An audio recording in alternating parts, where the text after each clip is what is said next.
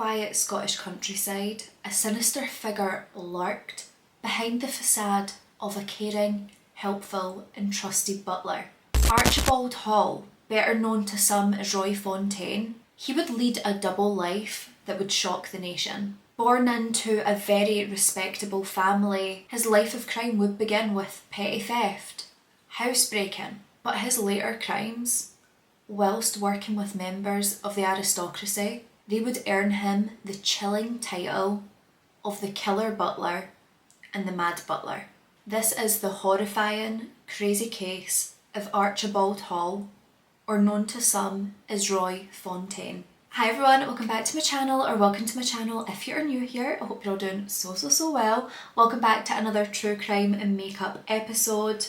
Oh yeah. Today we are covering an absolutely insane case of Archibald Hall, or known to some as Roy Fontaine. This man led a double life with a capital D, capital L. Like you're not ready for this one. And he was from Scotland, so shame's all over here. Before we get into the case today, if you are new here, hi, my name is Anna. Welcome to my channel. I am a certified yapper, and one day I decided I'm going to hop on the internet, yap about true crime, hopefully find a community of people like myself, and I did. If true crime's your jam, I highly suggest that you subscribe to my channel, get that notification bell on, because I am here for you twice a week, every single week.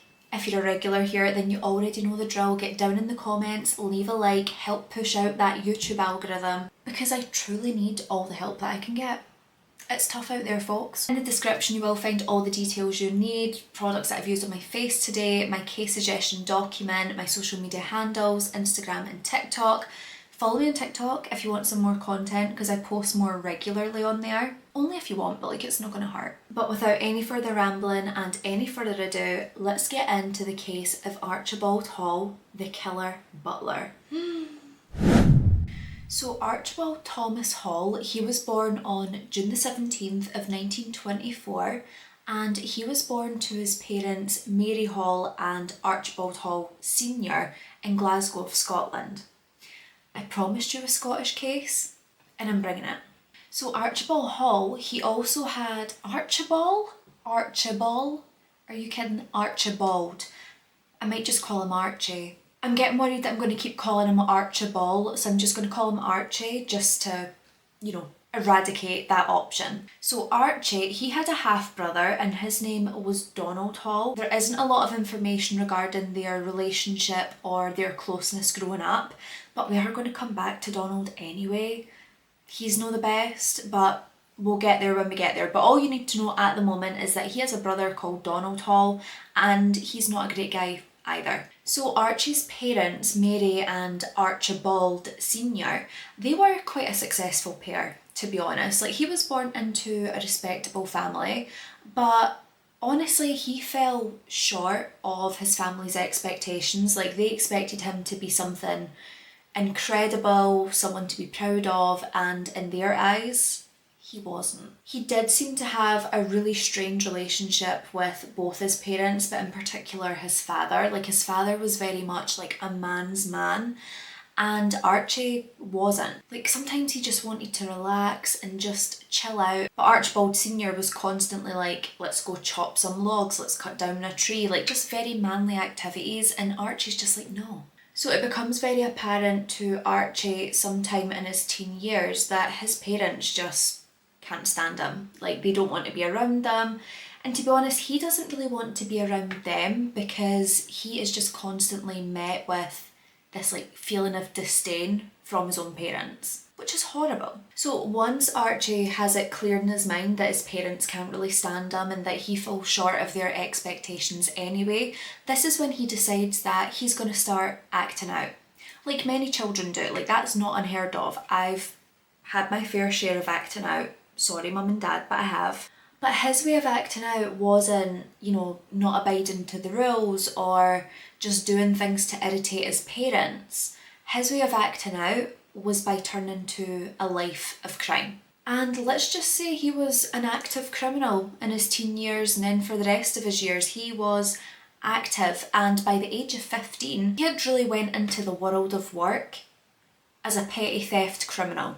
Like, Archie had aspirations, they just weren't the aspirations that other people hoped he would have. So Archie gets to a point by the time he is 15 and he decides that there is no point in trying to live the sort of life that his parents want him to live because, well, it's not really working out for him. So at the age of 15, he leaves the family home and he would just live out his life of crime, just the way he wanted it. And from a very young age, Archie had developed this skill of being able to fake confidence to the extreme.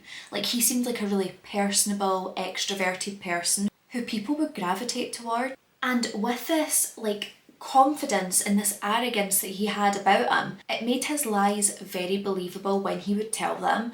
And so many people believed that he was a member of the aristocracy. Aristocracy? I'm trying to think of the aristocrats. But he's posing as a member of one of them, the aristocrats, and he's also saying he's like a wealthy American, so he's even like changing his voice. And in some cases he wouldn't even change his voice, so he's like, yeah, I'm a wealthy American, speaking full Scottish. That's a bit of a loophole in his plan. So in his later teen years, around the age of 17, a neighbour of Archie's, he had initiated a sexual relationship with this young boy. Of course, it's completely illegal and completely gross that this full grown ass man is going after Archie, who's only 17. But Archibald would later say that, I just called him Archibald again, but Archie would later say that this sexual relationship that he had really helped him accept his sexuality, and he discovered quite early on that he was in fact bisexual. And he was very open about this, very open-minded, he never really hid it from anyone, which his dad absolutely hated. Because in his dad's eyes, a bisexual or gay man was not a manly man, which is honestly just so ridiculous. Now, not only did this man help Archie identify his true sexuality, this man also opened him up to a very sophisticated lifestyle and gave him a taste of the high life. And Archie from that day forward realised that's the sort of life he wants to live all the time, no matter what the cost. So he starts off as a petty thief, you know, just the odd thing here and there, pickpocketing, whatever. And then very quickly, he graduates into house breakings. And it wouldn't just be normal houses, it would be big houses that he would target. And his main goal when breaking into these houses was to steal very expensive, valuable jewellery. And he was quite successful in doing this. The guy just seemed to have some sort of obsession with anything that glimmered in the light, anything shiny, he wanted his hands on it. So Archie, he is breaking into houses left, right and centre. Doesn't matter if you've got an alarm, doesn't matter if you've got a guard dog, he is still going to break into your house. And he's able to steal an insane amount of expensive jewellery. And what he would do is he'd start his own little side hustle of selling the jewellery that he had stolen from these people, making his own money, and then saving that so he could move to a nice area in London. London, baby! So he's making a good profit. He's pretty proud of himself. You know, the side hustle's going well when you rob people and just sell their stuff on. Easy money. And then back in this time when Archie had moved to London, That's London, baby! there was like a development within the gay scene, and this was sort of expanding as time was going on. And Archie, he made the most of the gay scene. He was a big fan of the gay scene. You couldn't really get him away from the gay scene. He could not get enough of the PP. The only problem that Archie would incur is the fact that the very thing that was allowing him to live this very lavish, wild lifestyle would also be the very thing that put him behind bars. At just the age of 17, Archie, he would be arrested and charged for trying to sell the jewellery that he had stolen in Scotland to people living in London. Let's do it! Yeah, cheerio! London, baby! But people had just caught on to him so quick because where was he getting the jewellery from? And why was he so eager to sell it for money? Like, if you had that money and had that jewellery, you wouldn't really care about selling it. So people could tell right away that this man was not old money or new money, he was just stolen money. Can you hear my boyfriend singing downstairs? He's been shouting at the football. Live with a boy, they said. It would be fun, they said. Help. So with this, Archie has wound up in prison for the very first time. Not his last time though, he was quite the regular in prison. We'll hear more of that. But during his first time in prison, he put his time to good use because, I mean, all you've really got is time, haven't you? So whilst he's in prison, he dedicated a lot of his time to learning about antiques. He also spent a lot of his time learning about the aristocracy, the aristocrats. And not only this, but he had taken elocution lessons so he could soften or sort of get rid of his Scottish accent. I'm offended, sir. Now, you might be thinking, like I was thinking when I first read this case, why is young Archibald doing the absolute most? Well, Archie, whatever, he had decided that upon his release from prison, he wanted to be a new and improved man, which sounds great. But the reason he wanted to be a new and improved man was because he knew that he only planned on mingling with the high flyers, the rich, the famous. He wasn't going to mingle with the sorry people like me. And not only did he just want to mingle with these people, but they were also his target audience when it came to thieving. He knew that if he could mingle with the upscale, the high flyers, the rich, the famous and whoever, that he would be able to steal antiques and jewellery and be able to fund his lavish lifestyle that he became accustomed to through thievery. So Archibald, he gets released from prison and he decides, you know what, new year, new me, like I want a change of scenery, I want a change of identity, and unlike you and me who would probably go out get a new haircut, he decides that he's changing everything, and this included his own name. Archibald Hall it wasn't cutting it for him, and he wanted something a bit zazzier and cooler and more upscale. He needed a name to fit the lifestyle, so he's looking around, he's gathering inspiration, and this is when he would decide to call himself Roy Fontaine. And if you haven't already caught on, he had decided to go by this name when he was inspired by Joan Fontaine, who starred in the Alfred Hitchcock film Rebecca. He was like, I want to be like Joan. Joan sounds great, but I don't want to be Joan, I'll need to be someone else, so I'll be Roy Fontaine. People might think we're related. So as you can tell, the man's clearly aiming for the top and, thinks that he can fool everyone. Actually kinda does for a while, so I guess it works. So Archibald, Roy Fontaine, Roy, he is feeling on top of the world. He is like, wow, brand new identity, brand new me, my soul has been cleansed, I'm so ready for whatever this year has to offer. Archie or Roy or whatever we're calling him at this point, he is able to find himself a woman. So he dates this woman for a while and they eventually get married. Now he had said whilst he was in this relationship that he was able to be openly bisexual. He was having a lot of affairs with other men and his wife was the only woman that he was seeing. And whilst his wife might be up for this at first, over time she's like, do you know what, I'm a one man kind of woman and I want a one woman kind of man, but I've got a man who wants a man who also wants a woman who also wants me. There's just too many cooks in the kitchen. So the marriage was extremely short-lived. They get a divorce, break up, call it quits, see you later. But this didn't really upset Archie because according to him, he is schmoozing and banging some of the elite. He says that he has affairs going on with some very, very high-end men.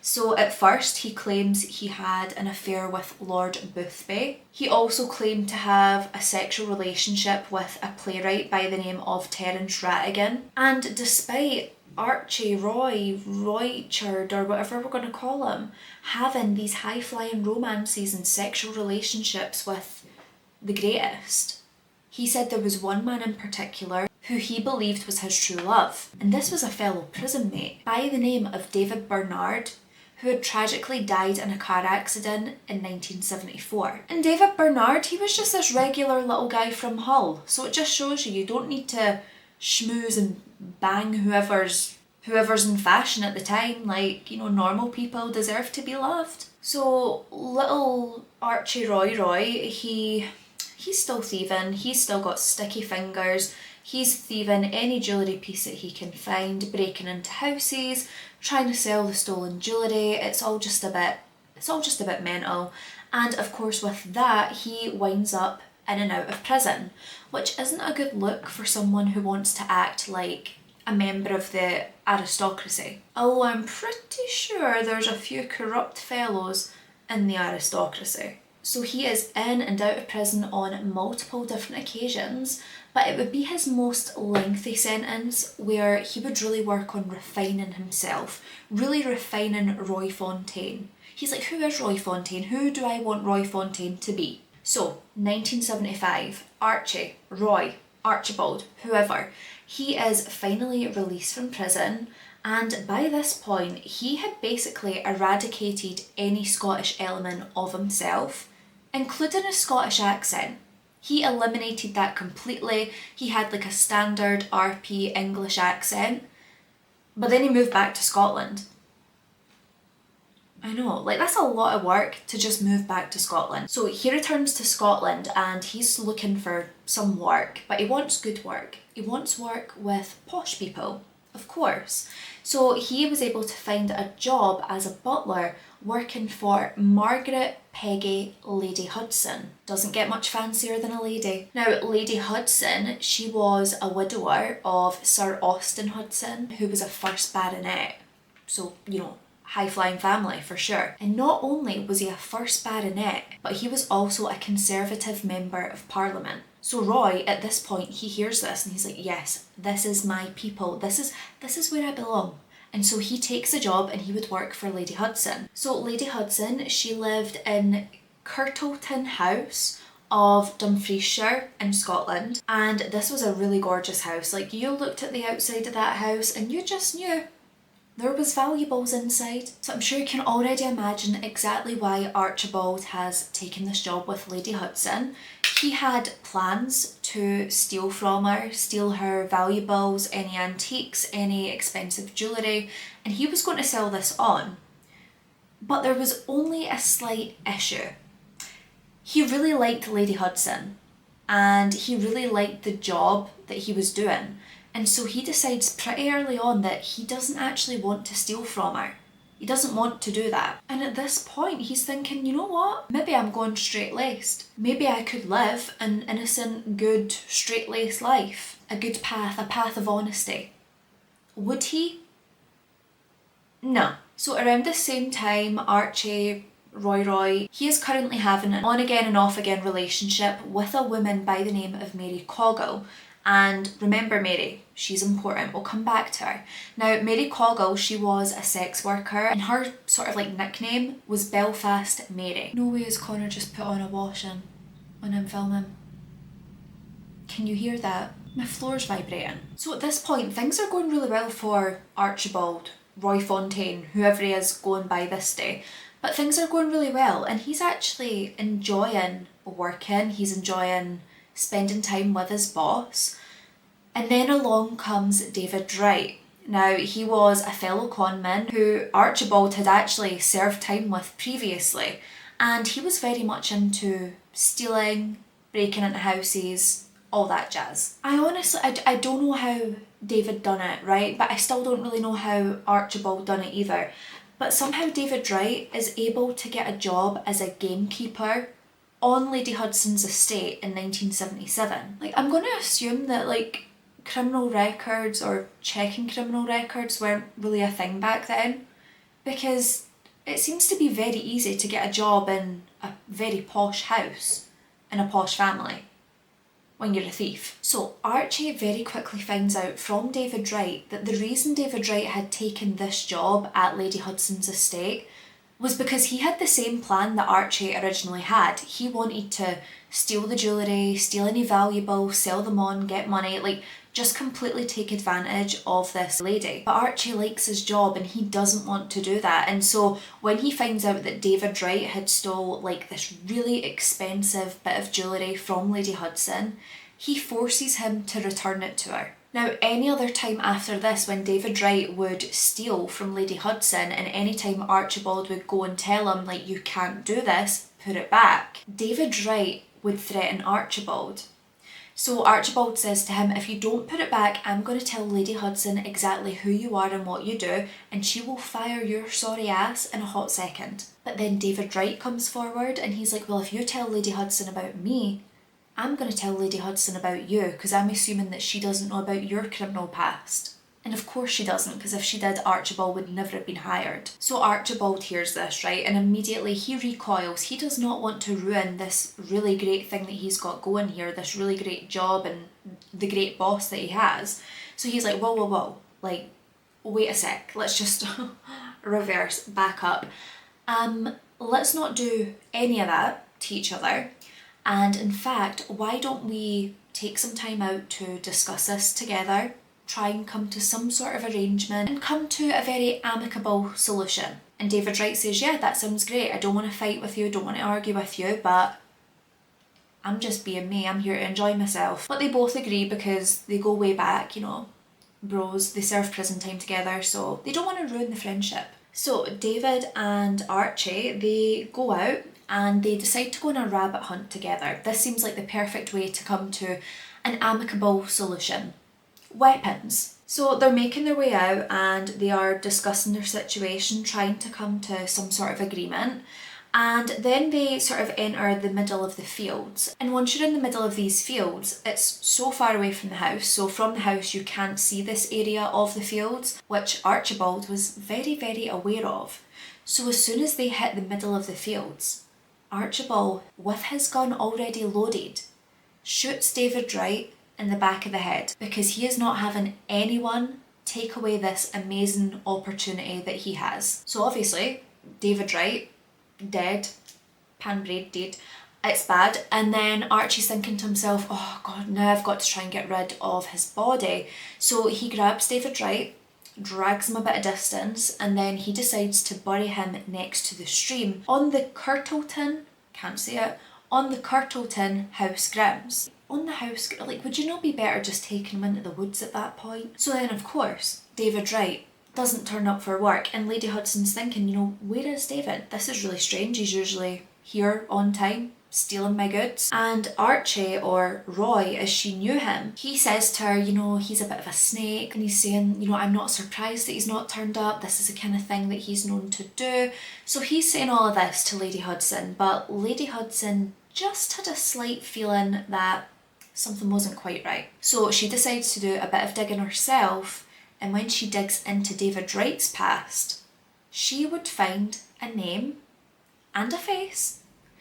This face looked very familiar, but the name did not, because it looked like Roy Fontaine, but the name given was Archibald Thompson Hall. So she confronts Archibald, Roy, I just threw my brush away, sorry about that, but she confronts Roy and he is trying to deny, but eventually it's like, oh, you know what, yeah, guilty, it is me, I am Archibald Hall. And immediately, once this is uncovered, Lady Hudson would fire him. So now at this point, now that Archibald's lost the only job that he's ever liked and the only job he ever wanted to go straight-laced for, he decides that there's no real reason for him to stick around in Scotland.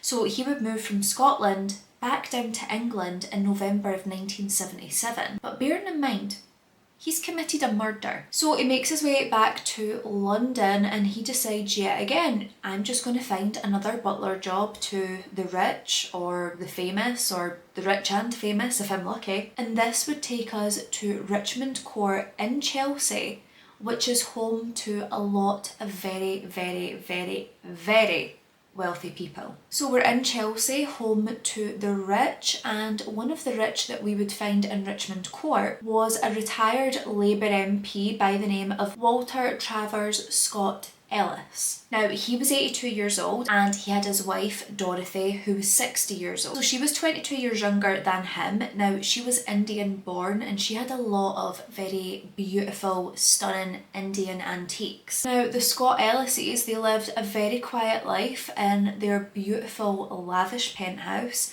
and they were looking for a butler to do the day-to-day work for them. I mean, Mr. Scott Ellis himself, he is quite an age. He just wants to relax, and they need to find someone who's going to do the job well and also build a connection with the both of them. So they're on the hunt for their butler, and this is when a man by the name of Roy Fontaine hops up.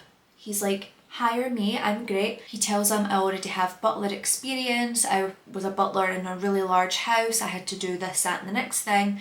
I'm great at the job, you should absolutely hire me. And at this point, Roy Fontaine, Archibald, you know, he's really worked on refining himself over the years, so he comes across very smooth, he looks very polished, he's very well spoken, and they think, yeah, this is the guy that we want, this, hello butler, it's you. So the Scott Ellises, they were very impressed and satisfied with the work that Roy Fontaine was doing around the penthouse apartment, and they really grew to trust him. And they trusted him so much, they would allow him to sign blank cheques on his employer's behalf, which would just not be good in the long run. I mean, that is trust heavily misplaced, and this would be a huge mistake. And just to reiterate, the man that this innocent couple have hired, he's portraying himself as Roy Fontaine, successful, well-mannered, very polished, comes from a good background, is a good person. But actually who they've wound up with is Archibald Hall, an ex-convict, a con man, a jewel thief, and unbeknownst to the Scott Ellises, a cold-blooded murderer. So remember, he has only moved back to London in November of 1977. On December the 8th of 1977, he would meet up with a fellow con man, and this was a man by the name of Michael Keto. And this would be his accomplice in the plan of defrauding the Scott Ellises. So Archibald, he decides to take Michael Keto to the penthouse apartment to look at the antiques, the jewellery, all the things that they're planning to steal. Now he does it on this day because he believes that Mrs. Scott Ellis, she should be in a nursing home on this day receiving treatment for her arthritis. So in case you can't tell, my makeup's a bit further along than what it was because my camera died and I just kept yapping, not even realising. So here we go. So as I had said, Mrs. Scott Ellis, she was meant to be at the nursing home getting treatment for her arthritis. And then Mr. Scott Ellis, he was supposed to be in his bed sleeping at this point, which he was. Mrs. Scott Ellis, she was not at the nursing home that day. She was actually at home. So once Keto and Hall arrive at the penthouse and they're sort of scoping out the antiques, what they're going to steal, what they're going to leave, whatever, they would find Mrs. Scott Ellis in bed. And of course, there's this stranger in her house. She has no idea who Michael Keto is, and she is immediately alarmed and she wants to know who he is, why he's here, like why is he in her home? And she felt like something was wrong and she wanted to know what it was that they were up to. And disgustingly, Hall and Keto, they knock Mrs. Scott Ellis out of her bed onto the floor and they grab a pillow and they smother her. And they would actually kill her through this smothering. So they've suffocated her to death and they're both shocked. They apparently didn't mean for this to happen, and the reason that's actually believable is because they required Mrs. Scott Ellis's signature for the cheque that they had written to defraud the couple, and now they didn't have that. So Archie, he immediately panics. He's like, oh my god, what have we done? Like, how are we going to cover this up? They both grab Mrs. Scott Ellis and they put her back into her bed in a way that it looks like she's still sleeping. So she's in like a sleeping position. And then it's just so devastating because Mr. Scott Ellis, he has heard his wife scream. He's obviously heard some kind of bang that's woken him up. So he goes through to check on his wife and there's Keto and Hall just standing over her bed. And Archibald Hall would tell him that Mrs. Scott Ellis had a nightmare and that she had a fright, but he's put her back to bed, calmed her down, and she's sleeping again. And Mr. Scott Ellis just goes back to bed thinking that his wife's okay. So the next morning rolls around and Hall and Keto, they meet up with Mary Coggle, Belfast Mary. But to prevent any suspicion from Mr. Scott Ellis, they decide that they're going to double up on his medication, so give a really heavy dose of this medication he takes, so he didn't realise that Mrs. Scott Ellis wasn't Mrs. Scott Ellis. What do I mean by that? Well, Belfast Mary, she puts on a wig, She dresses up in Mrs. Scott Ellis's clothes, putting on her nice fancy mink coat, and she would pretend to be Mrs. Scott Ellis. Now Hall, he tells Mr. Scott Ellis that they're all going to go on a car journey, they're going on a trip, so they get in the back of the car. Keto and Hall, they're in the front, and then there's Belfast Mary and Mr. Scott Ellis in the back, and Mr. Scott Ellis believes that Mary Coggle is his wife. And what he doesn't know is that his wife's dead body is in the boot of the car, the trunk of the car. So they're all in the car and they are driving for ages. Bearing in mind, they've started off in Chelsea in London. So they're all in the car and they start heading north. They stopped overnight in Cumbria so they could rest in a cottage that Archibald Hall had rented using the Scott Ellis's money before then heading to Perth in Scotland. Once they arrive in Perth, they would then bury Mrs. Scott Ellis's dead body in a shallow grave. They just had no care whatsoever for this woman. So they continue north and eventually they come to Glen Affric. Glen Affric, this is in the Scottish Highlands, and when they arrive here, this is where they would murder Mr. Scott Ellis. So at first they are going to strangle him, but Mr. Scott Ellis, he is putting up a fight. He does not want to die and he is adamant to get out of this situation alive. And then they panic because they never expected a struggle. So they then take a shovel and they bludgeon this 82-year-old man to death. And just so you know, at this point, Archibald Hall, he does not care what he's done. Cato doesn't care what he's done. Mary doesn't care what she's been involved with. And they all head off sightseeing. So they go to Inverness, they go to Aviemore, they're making the most of the day. They then go to Perth and they would sell some of the Scott Ellis's antiques and jewels and necklaces, nice jewellery that they had that was worth a lot of money. After Perth, they then head over to Edinburgh and they do the exact same there. So once they have finished selling this dead couple's belongings, they then head back to the cottage in Cumbria and things get a little bit tense. So Mary Coggle, she's wearing the mink coat, this expensive mink coat, and she's kind of claimed it as her own. She's rocking it, thinks she looks great, she wants to keep it. She has no intentions of handing this back.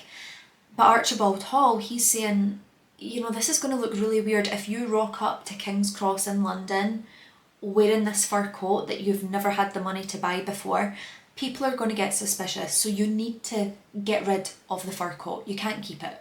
Now, David Wright, that he had murdered previously, he hadn't really been identified as a missing person, but Archibald Hall knew right away that the Scott Ellises, they would be reported missing immediately. If police are in the penthouse, they'll realise that things are missing, including the mink coat, and if they see that mink coat, they're going to know that something's wrong. So Hall, he is saying to Mary Coggle, you know, you need to get rid of that coat, you can't keep it, we need to either like burn it, bury it, something like that. You're going to get us caught if you keep this coat. Mary's fuming. Mary is like, I am not handing over my fur piece. No way. Mary's feeling great. Mary's feeling like a mob wife. She is not willing to give up the mink coat that's not even hers. But because she wasn't willing to give it up, she ultimately seals her own fate. And the men very quickly realise she needs to die. Because that's how they solve their problems. And it's just so disturbing, but they both take large pokers and they beat Mary within an inch of her life and then strangle her to death. So the next day her body is then put in the boot of the car just like they had done with the Scott Ellises. They drive over the Scottish border and then they just throw her body into a stream. So over the next couple of weeks, Hall and Cato, they're still living in this cottage in Cumbria, but they were going back and forth, taking turns going to the Scott Ellis's penthouse to get more antiques, more belongings that they would be able to sell. So then in January of 1978, Donald Hall, remember him, the half-brother? I told you we would come back to him. Well, he was not a great person. He was actually kind of a terrible person. He was in prison for a majority of different sex offences and also theft. Apple tree doesn't fall far. And he was very much someone who had no intentions of living a clean, honest life. So when he's released from prison, he gets in contact with Archibald Hall, and Archibald tells him the location of the Cumbria cottage, and Donald makes his way there. And I don't know why he wanted to go see Archie, because Archie hated Donald because of his sex offences, and Donald hated Archie because he was bisexual. Like, they despised each other, so why waste your time? So they're all sitting one day in the Cumbria cottage and they're all having a drink. And when you're drinking and you're already angry with someone, it's really not a good combination.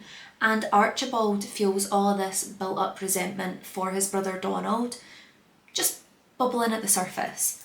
And he decides to tie Donald up. Now at first it's done as like a joke, but that joke wouldn't last very long. So once Donald is tied up, Archibald, he then takes a chloroform soaked cloth, puts this over his brother's mouth until his brother dies. His own brother.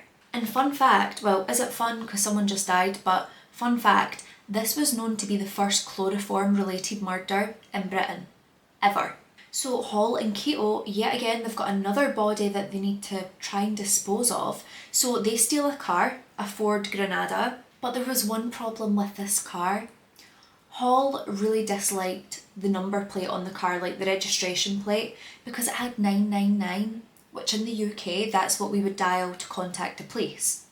And he is not a man of the law. So he ended up fitting this with fake plates, which ultimately would be his downfall. So they've got Donald's body in the car and they decide they're going to go driving again. So they drive to North Berwick near Edinburgh and they check into the Blenheim House Hotel. Quite a nice establishment because they're still living off the Scott Ellis's money, or the money that they got from selling their belongings. So Hall and Keto, they are drinking at the bar, having a laugh, having a joke, but they're acting very, very, very shady. So shady to the point that the owner of the bar phones the police and says, listen, something's not right, something is going on. I would like you to check up on them. So the police, they request the reg plate of the vehicle that they're driving and also the make and model. So they give the reg plate number to the police and tell them that it's a Ford Granada. However, when the police run the plate, it comes back as a Ford Escort. So how's that? Now, one thing that Hall and Keto did not think about with this vehicle is they might have changed the number plate, but the tax disc in the window still had the original reg plate number with 999. And of course, when the workers say this to the police, they think that it's a stolen vehicle, which it is. So they go over to the Blenheim House Hotel, tongue twister, and they would arrest Keto and Hall. But at this point, they're just suspecting that it's because of the stolen vehicle. They don't know that there's still a body in the trunk. So the police, they get back and they're examining the car, and this is when they open the boot and very quickly realise that there's a body in the back, the body is real, and the body is dead. Now Archibald, thinking that he's all slick, he asks the police if he could go to the bathroom whilst he's in the station, and they allow him, human rights and all that, wouldn't be me. But when he's in the bathroom, he is able to squeeze himself out of this tiny, tiny window and flee the scene. So as soon as he runs out of the police station, he flags down a taxi and he tells the taxi driver, my wife, she's had a really serious accident, like she's in a lot of pain, she's in trouble, I don't know if she's going to be okay, but I don't know what hospital she's been taken to, so can you just drive me to every hospital that we possibly can?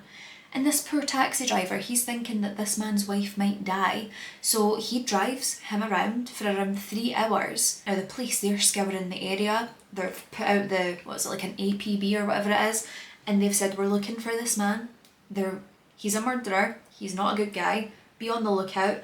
They set up roadblocks, and this taxi, whilst it's driving about, comes to one of said roadblocks. And the police, they are examining and checking vehicles for this convict, and when they check the taxi, they would find Archibald Hall in the back seat. So from there, Hall is arrested and he's taken back into custody, but not before paying the taxi driver the entirety of the taxi fare.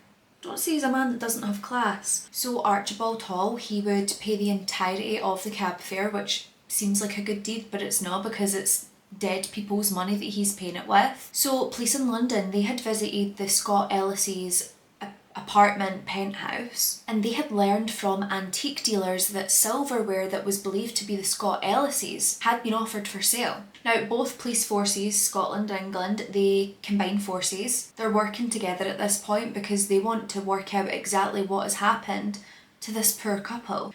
And because the whole sequence of events is all unravelling right before them, both of the men, they are quite honest about what they've done, who they've killed along the way, and they would lead the police to the graves of their victims. Now, when Archibald Hall was asked about the murders, he had said, "I can't feel anything for killing these 5 people. Not even remorse." And not only this, but police, they weren't even aware of David Wright's murder. Archibald just offers it up. Silver platter, there you go, there's another one. So both Hall and Keto, they would appear in front of the Scottish court system as well as the English court system, because the murders had taken place in both Scotland and England, and both of them were served life sentences. Now, because Hall was the leader and he seemed to be more cold-blooded than Keto, he was told that he would never have a chance for parole for the rest of his natural life.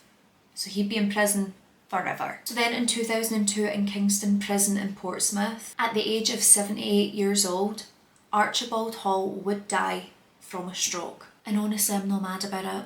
I'm not sad about it. I'm quite happy about it. But that is it. That is the case of Archibald Hall, a horrible, horrifying man from Scotland who murdered 5 people. It went from petty theft, housebreaking to murdering. The escalation was pretty intense. But my loves, that is it for another true crime and makeup episode. Please don't forget to leave a comment down below alongside a like, just to let me know that you enjoyed this video. Also, let me know your thoughts and opinions on this guy. It's low-key kind of crazy. Down below in the description you will find all the details that you need regarding me, myself and I, so details of the products used on my face today, social media handles. I'm posting more on TikTok, so I would suggest that you give me a follow there if you want. Don't forget to leave your case suggestions down below in the comments, or you can submit them to my case suggestion form, which is in the description for you, or just ping me an email or a message. But that's it for today. Please, please, please remember, be a good person, do not be a bad person,